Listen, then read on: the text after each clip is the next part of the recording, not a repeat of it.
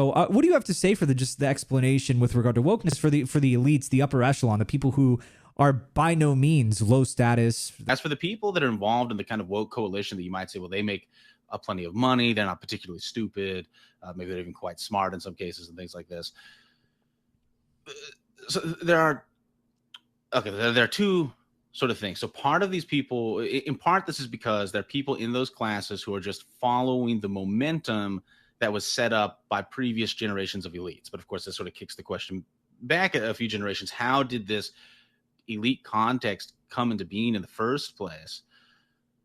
And that is, I think, in the American context anyway, primarily due to the immigration in the 20th century of Catholic and Jewish people into the United States.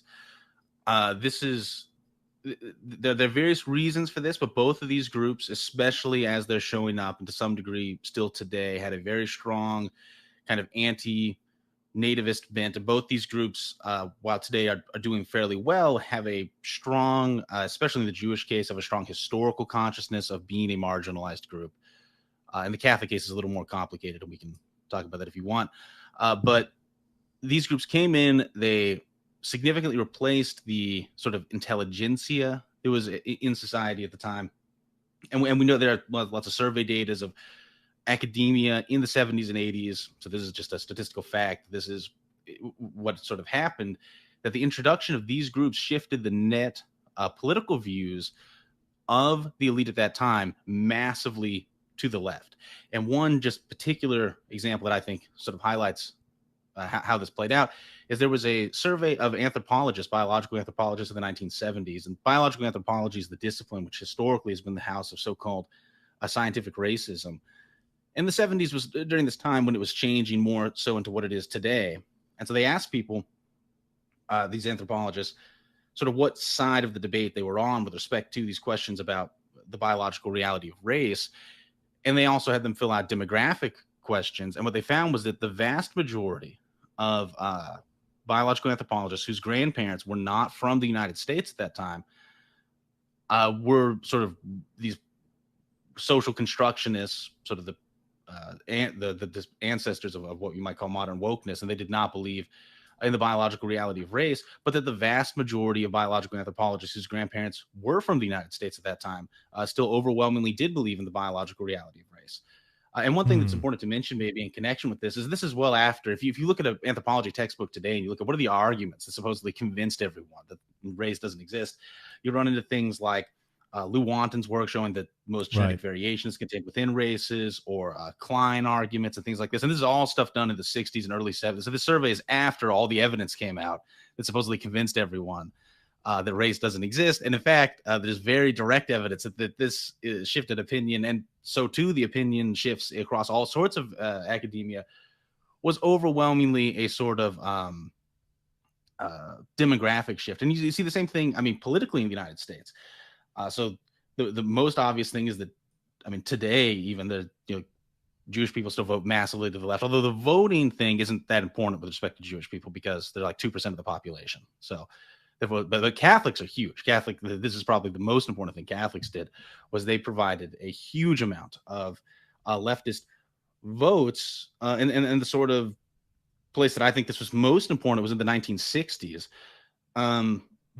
Because if you look at how the modern sort of welfare state was established and the modern affirmative action state was established, it was through the votes of Catholics. So that in 1964, most of the polling data suggests that even though he lost by a large margin, or Goldwater running against things like the Civil Rights Act, that he probably won the Protestant vote. But America, by then, its fate was decided not by those WASP people who had traditionally determined the fate of America, but now was determined by these immigrant groups that had come in, that they had tried to shut off the Immigration Act of 1924, but by then there were too many of them here, and so therefore they had more kids than the sort of WASP people did, and so by the 60s, the culture became dominated by people who, especially back then, still very much felt like others relative to that culture, and still had a kind of marginalized consciousness to them. And now, of course, the white Catholics, that's not as true of, but the solution that's fairly simple. Okay, we're going to get a new Catholics, maybe ones that their marginalized consciousness will persist a little longer because there's also an ethnic difference now. So we have the Hispanic Catholics. But Well, you're bashing Yeah. Catholics on my program. I wasn't expecting you to do that here. I don't know what to say here. No, I'm kidding. Look, I think there's obviously a lot of truth to that, and I find it interesting with regard. I majored in anthropology. I just have a bachelor's. Didn't decide to go on to do graduate studies in anthropology. But yeah, I mean that basically the leftward, racial denialism in anthropology is very pronounced. It's very pronounced. And, it's fascinating that, we were told in this biological anthropology class, right, undergrad, that, there are no large scale human racial categories. And then, but on the subject of the change in elite composition, that obviously is a big factor. You had immigrants come into America who perhaps because they were from lower socioeconomic statuses and they were more outsiders, they were more likely to go along with egalitarianism because they saw it as useful to them, right? But I think we can't leave out the fact that there is this strain of like northern white Protestant abolitionist kind of angle there, right? That a lot of the civil rights stuff was sure there was Jews and Catholics involved, but a lot of that was like the northern Protestants. I mean, would you deny that? Do they deserve some blame for what's happened? Well, I mean, it's sort of I mean, the way I put it is this: of course, Protestants were involved. Protestants were, a huge group, and so naturally they can have some degree of involvement. But I think it's fairly clear, though, is that given just how the proportions work out, that if it had just been WASP still in the United States in the 1960s, it just the sort of a rising of wokeness just could not have happened. And you can look at this in terms of the civil rights era. The civil rights movement. There are a few things to say. So, firstly, the civil rights movement is overwhelmingly, I think, kind of like a legal battle. And you look at the tons of, and there have been estimates about like, so firstly, who were these lawyers? And Jews and Catholics, basically. And the SPLC, I think, has actually, because they're proud of this, has a kind of count of who the lawyers were back in the day and whatnot. People attending lots of these protests are overwhelmingly from those groups. But also, there's an important kind of historical context to this, which is that a lot of the, how would you put it, the infrastructure of social movements was controlled by certain kinds of Protestants as a kind of remnant of the first progressive era. And the first progressive era was overwhelmingly Protestant. And there are some people in the far right who, for this reason, kind of want to blame the modern left on Protestantism. And Curtis Yarvin. I think, yeah, you can say it. I was going to ask you about him specifically, but yeah, continue. Yes, Moldvug is the probably the most important popularizer of this idea. And I think this is pretty confused. And I guess it depends on what you don't like about the modern left. So what I don't like about the modern left is this inverting natural hierarchies thing that I was talking about earlier. And if you look at the first instance of the progressive movement, you'll find lots of things in common with the modern progressive movement. One thing you won't find in common is inverting natural hierarchies in this way. If anything, what you're going to find in the first progressive movement is a kind of trying to amplify these natural hierarchies, trying to, through the means of things like eugenics and fairly authoritarian interventionist programs, make the hierarchies even stronger than they had already been. And in order to do that, there are lots of obvious examples, like Margaret Sanger and setting up all these Planned Parenthoods and things. People. But there's also a lot more. There's a lot of levels of details to this, and that's just the most famous one that people are probably familiar with. And so they had set up a lot of intellectual infrastructure. They also set up the whole professorship class in the United States. That's the most important infrastructure they set up. So they had set up a lot of this infrastructure and were involved with a lot of sort of community organizing sorts of things and the like, but initially under a very different ethos. And the way that ethos got transformed into this kind of, championing of minorities and again inverting these natural hierarchies was due to the intellectual changes that occurred in left-wing ideology in the mid-20th century in America, which is going to be due to the intellectual influence overall of Jewish and Catholic professors and the like. So, and there's also you can bring tons of different historical context here. Part of this is also a North versus South thing. There's a degree to which the North was involved, and Northern Protestants were involved in the civil rights movement because they were trying to be mean to Southerners, essentially. So that is also something worth saying. Yeah, I think that's kind of Yarvin's. Because his position would. It's looking back at the involvement of immigrant groups in leftist movements. At first glance, when you first encounter Yarvin's arguments that the Puritans are to blame, the Protestants are to blame, at first can be like, really? I mean, they all sorts of stuff you can see back in the 50s, 60s, the more conservative polls of Ivy Leagues, the conservative, the Protestant professors far more conservative than the Catholics and the Jews. But the thing that there are some interest. His thing was that the immigrants that came over, and I think he's mostly talking about Jews. I don't know if he would apply this to Catholics as well.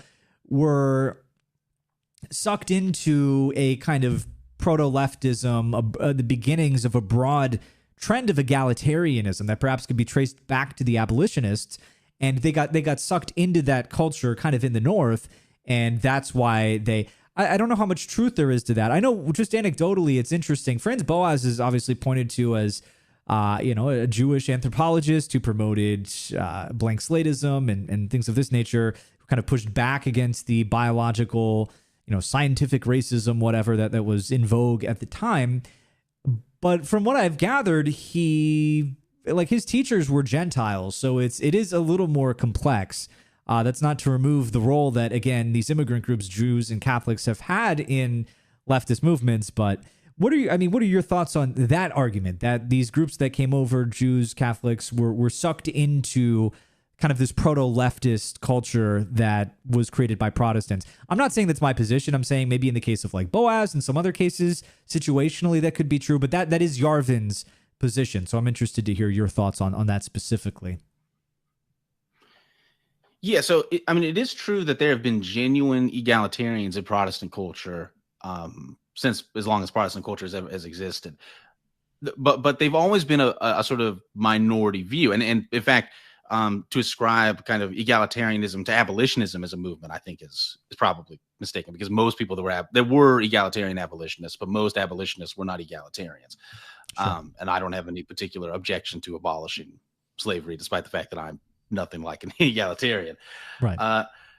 Now, in terms of, you talk about someone like Franz Boas, Ashley Montague is another important person here, although I think he actually got his PhD from Franz Boas. But Boas's stuff, so sure, he was taught by people that, probably were not Jewish, but then his writings should be seen as a sort of diverting from the intellectual tradition from which he himself emerged, to the degree that there was an intellectual tradition that he emerged from, because he kind of recreated anthropology in his own image. He was the first person granting PhDs in anthropology in the United States. He created the fourfold division of anthropology, which exists today: cultural, physical, which are material, that is archaeology, biological anthropology, and the fourth is linguistics. Yeah, that any anthropology student in America is going to learn that those are the four main subdisciplines. And yeah, that goes back to Boas. So not to erase his role in the progress of egalitarianism. It's important to realize, though, how he changed the nature of what was going on at the time, because once he had the ability to grant people PhDs, what he did was then he granted a set of people PhDs, taught them all a very egalitarian version of science, and then at a time when it was very weird because the credential was new, instituted a kind of extreme credentialism in order to make outcasts out of the very tradition of biological anthropology from which he emerged. Yeah. So that if you look at, for instance, the task forces that he headed for the government around World War I believe, he kept out the people who until then had been the most popular writers on biological anthropology.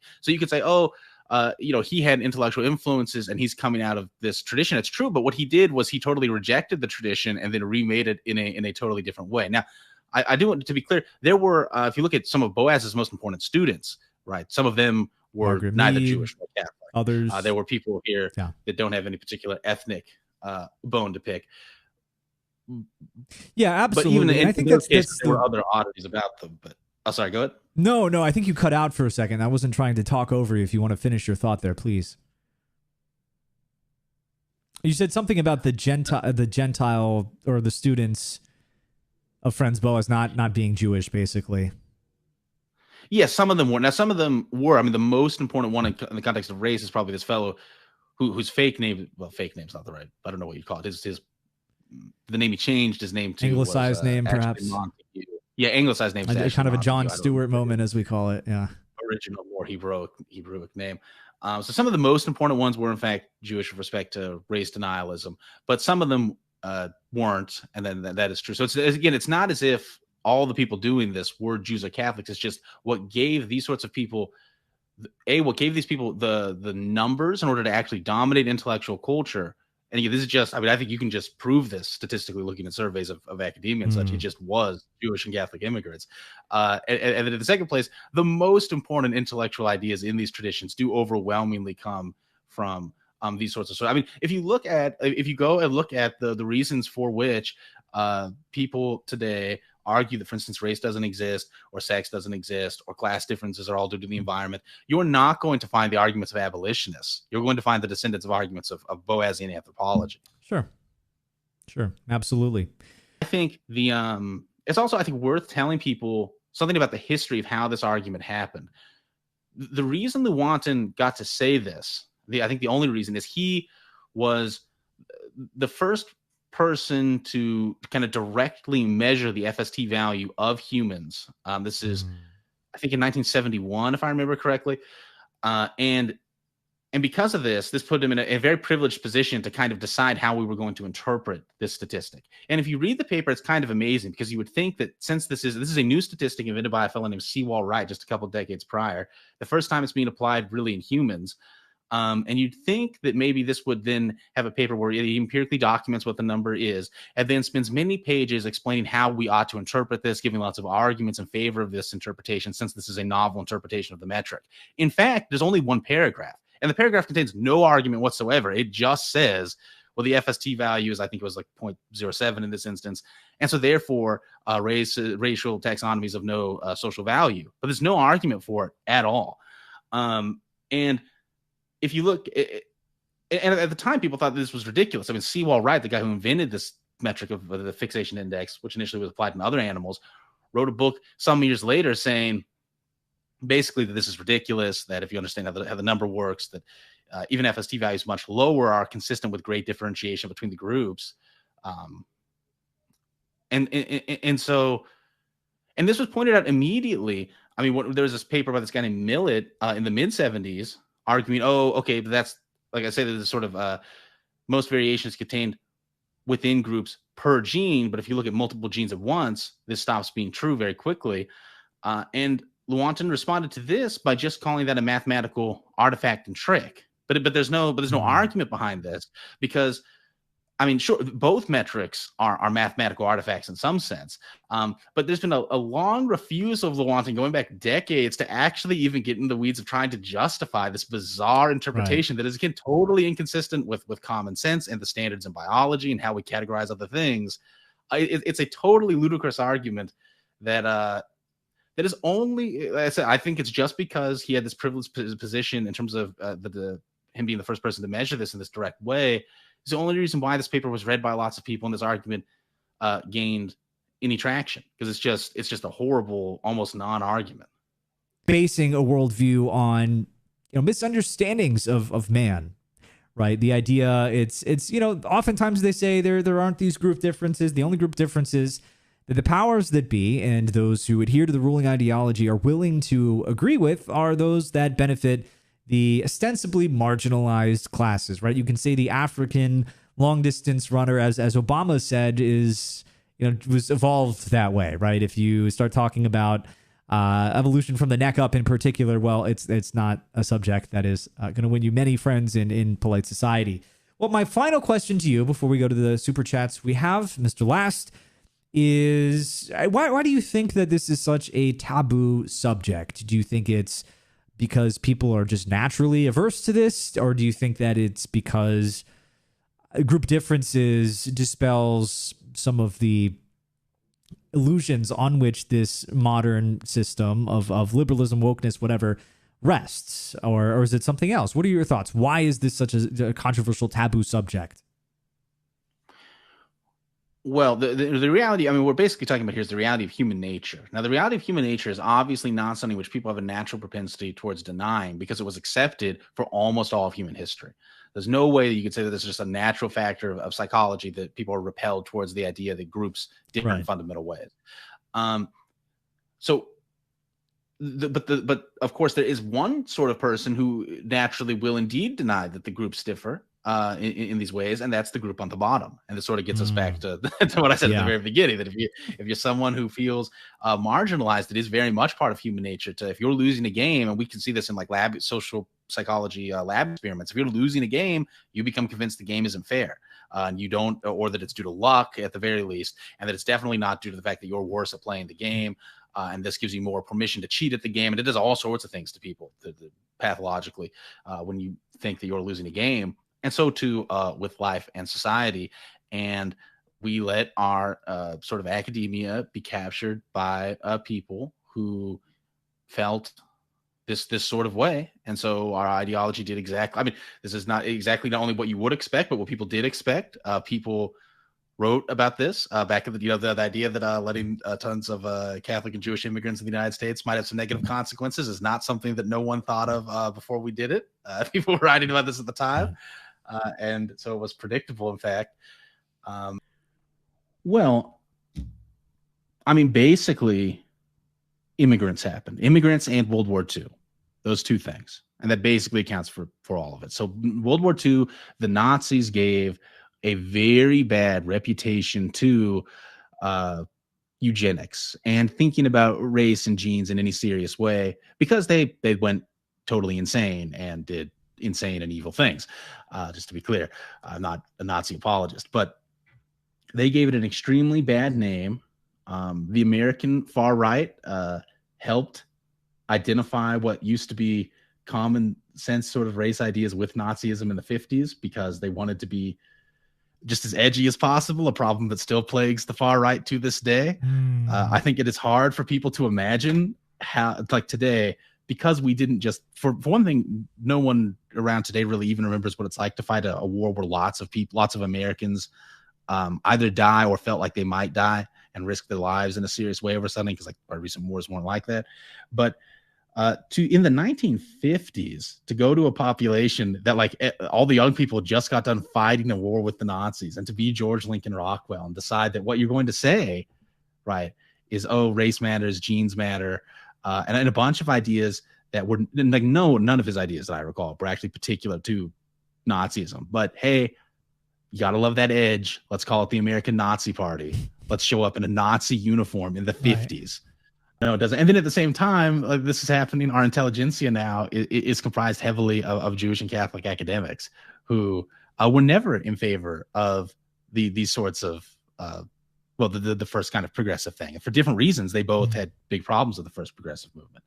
So, but yeah, no, that is what happened. There were a bunch of, it's not like we know what happened to the old eugenicists. They didn't just disappear. They were outnumbered, and they were shamed and ostracized for their views. Is basically, what happened. It's not like they all turned around one day and decided, actually, we don't support all the things we said before. That for them, and now that obviously there are some people that did that, but for the most part, that's not what happened. So I don't know how. Yeah, honestly, my take on the NRX thing, I mean, I'm just going to be honest, is that if you look at who writes for in the NRX sphere, it's a lot of Catholic people and it's a lot of Jewish people. It's the same dynamic at play. that basically, because it's so easy to me anyway, it's just so odd. Like you look at, but this new wave of liberal academics in the 60s and 70s is totally different than the one from the previous generation. And like, yeah, they are totally different. They're different populations of people. I think I talked about this study before. You could survey in the 70s, the anthropologists and the ones that had been in America for a long time, their families were still racialists, and the ones which comprised the majority of anthropologists by then, who were from these recent immigrant groups, did not believe in race anymore. So that just is. Yeah. I mean, maybe it's not a fun story, but that just is what happened.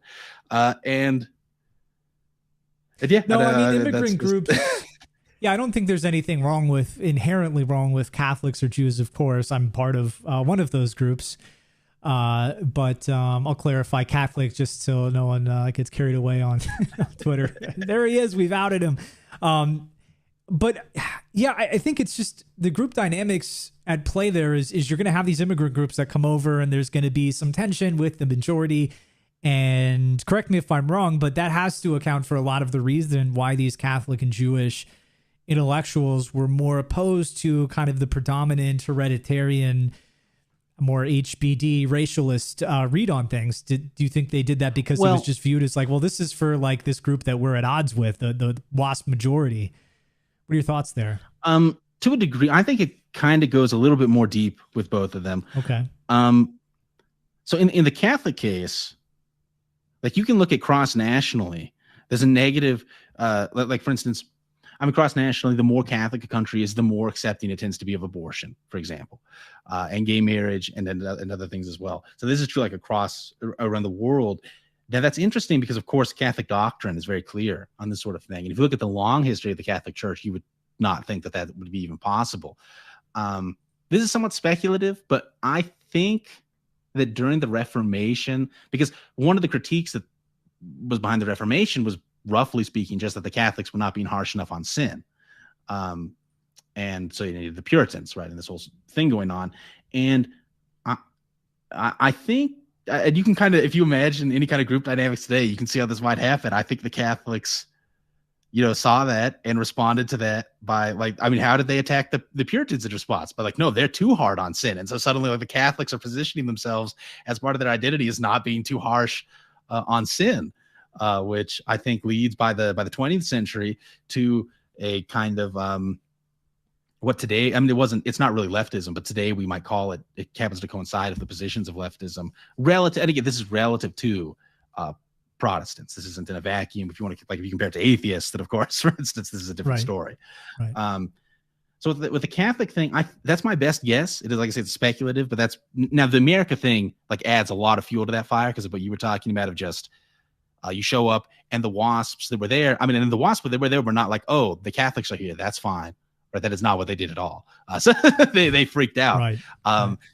But look, you look at the 19th century and you read these WASPs saying, oh my gosh, we can't let all these Catholics come in because they're going to transform America to more resemble their values. And then you fast forward 100 years, it's not obvious that they were wrong about that. But at the same time, for instance, there was once in the 19th century, a bishop came to New York and the Protestants lit him on fire. That's probably too far by a significant margin. I'm glad we can agree on that much. Yeah. In the case of Jewish people, this is a kind of historic consciousness that goes back way for the United States basically has nothing to do with it in their case. It is the history of being a minority group in an immigrant group in countries. But of course, for them, that goes back literally to biblical times.